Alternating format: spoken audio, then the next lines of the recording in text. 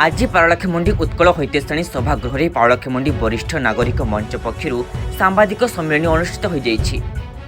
पूर्वतन तहसीलदार तथा ओडिशा अवसरप्राप्त कर्मचारी संघ वरिष्ठ नागरिक मंच सभापति श्रीजुक्त पूर्ण महापात्र नेतृत्व में सांबादिक सम्मेलन अनुष्ठित होता।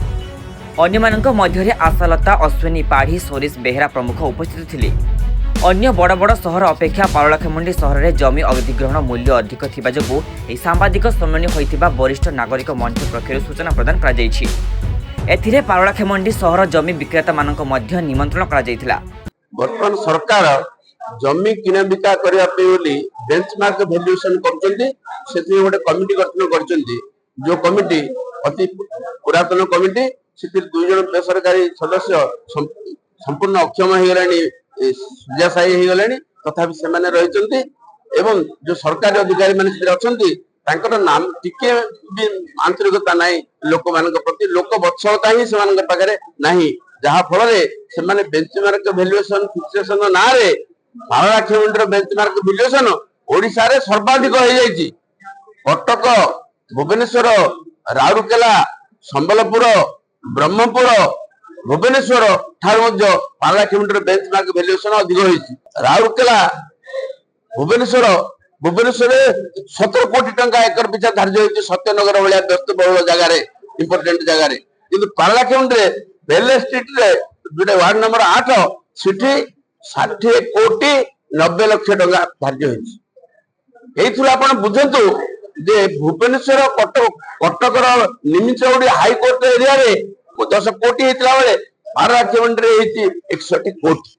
तेणु पारलाखेमुंडी होती जेतु ओडिशा रे सबुठु अनुन्नत सहर आपण देखि आसंतु, सारा ओडिशा बुली आसंतु। पारलाखेमुंडी होछि सबुठु अविकसित सहर, 30 नंबर जिल्ला रे ही आकु नउछि सबुतरा आलोचना कला बेले, किंतु बेंचमार्क वैल्यूएशन दा प्रथम काहे आके नीरव रे पैसा दे जा कहले प्रतिवाद हमर नाही। आमे प्रशासन को मानो, सरकार को मानो, आमे समस्त के आमे मानो। तेणु आम उपरे लदी दिया जाइए आ मानवार बंध भांगी गलानी। आम दुर्बार आंदोलन करूँ, सरकार संभाली पारे, प्रशासन तो उठिक पड़े छाड़ी। बेंचमार्क वैल्यूएशन कमिटी रिओर्गनाइजेशन पुनर्गठित एवं पुणी धार्य कराओ। बेंचमार्क वैल्यूएशन नुआगिरी धार्य कराओ। ता यदि करा न जाए आम आंदोलन करूँ दुर्बार आंदोलन करूँ।